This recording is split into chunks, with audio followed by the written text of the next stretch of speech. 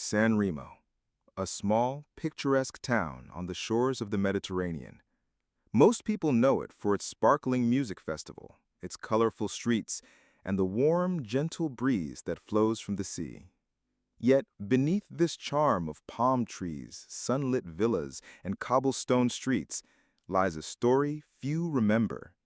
A story of exile, sorrow, and the last breath of an empire. Because San Remo was not merely a place for leisure.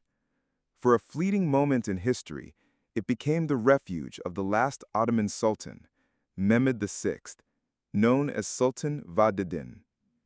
Here, far from the grandeur of Istanbul, the once mighty empire drew its final, silent breath. It was November 17, 1922. The Turkish parliament, newly established and full of revolutionary fervor, declared Sultan Vahdeddin a traitor. Overnight, the ruler who had once commanded millions found himself stripped of power, honor, and homeland. With his young son, Ertugrul Efendi, barely 10 years old, and a handful of loyal attendants, he left Istanbul.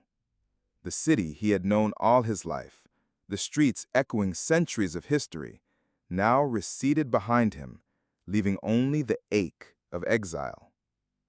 The journey was long and uncertain. Malta, the Hejaz, Egypt, each stop brought both hope and rejection. Everywhere he went, doors remained closed. The Sultan's dignity remained intact, but the reality of exile was cruel and relentless. Only the King of Italy offered a place to stay, yet Vahdeddin refused the lavish gifts, saying, "If the Caliph of the Muslims depends on a Christian king, it will shame the entire Muslim world."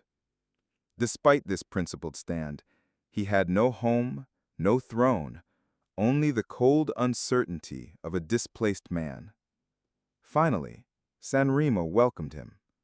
The coastal air, the sun-drenched gardens, the peaceful sea, all seemed a sanctuary. He first stayed in the Noble Villa, the former home of Alfred Nobel himself. From the outside, it was beautiful, grand, surrounded by exotic gardens and swaying palm trees. Yet inside, the villa echoed with silence.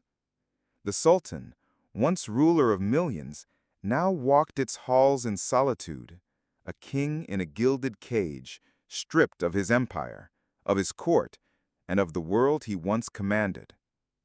Days passed slowly. Ahmad Shah Qajar, the last Shah of Persia, also arrived in exile. Two fallen kings, two dethroned rulers, sharing a small corner of Europe.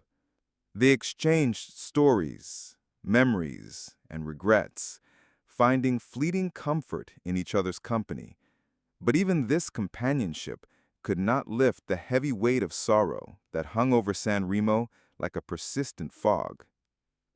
By 1925, the Sultan moved to a smaller villa, the Magnolia Villa. Surrounded by magnolia trees and fragrant flowers, the villa's beauty could not mask the loneliness that pervaded his life. Only his sister, Medea Sultan, remained by his side during the long, sleepless nights.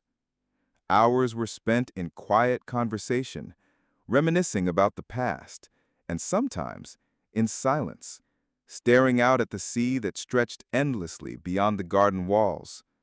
The Sultan sought solace in smoking, the soft curl of smoke rising like the fading memories of a lost empire. Money was scarce. The Sultan's once imposing wealth dwindled rapidly. Treasures, medals, and family jewels were sold, one by one, to pay for the simplest of expenses. Imagine for a moment the Caliph of 300 million Muslims, the man whose name had commanded respect across continents, now forced to part with the symbols of his authority. Each sale, each loss, carved deeper into his soul.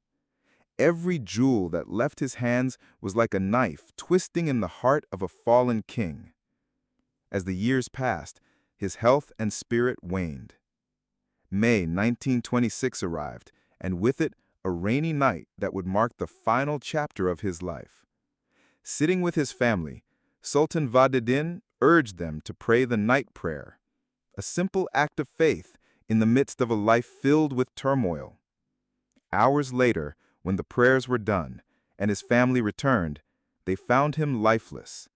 The last Ottoman Sultan, the Caliph of Islam, had breathed his final breath not in the halls of a grand palace, not with fanfare or ceremony, but quietly, in exile, in silence.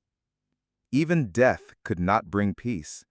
The Sultan left behind debts totaling 60,000 lira. His house was sealed, and his body, vulnerable and alone, faced the uncertainty of its journey. Secretly, his coffin was transported from San Remo to Genoa, then to Beirut, and finally to Damascus. Along the way, it passed under the shadows of cities that had never truly known his reign, yet carried the weight of his story. In Damascus, thousands of mourners gathered to honor him. Draped in tradition and reverence, the coffin was laid to rest in the courtyard of the mosque built by Suleiman the Magnificent. Here, at last, Sultan Vahdeddin found dignity in death, a quiet acknowledgement of a life that had once shaped an empire. And so, the story of an empire came to an end. Not on a battlefield, not with grand triumph, but in the quiet streets of San Remo, in a small villa with gardens and magnolia trees. The last Sultan of the Ottoman Empire, who ruled millions, died alone, remembered by few, but whose legacy and sorrow echo through history. Next time you hear of San Remo, remember, it is not only a city of music, festivals, and beauty. It is also the silent witness to the final chapter of the Ottoman Empire. What do you think? Was this the justice of history or the cruelty of time? Share your thoughts in the comments below.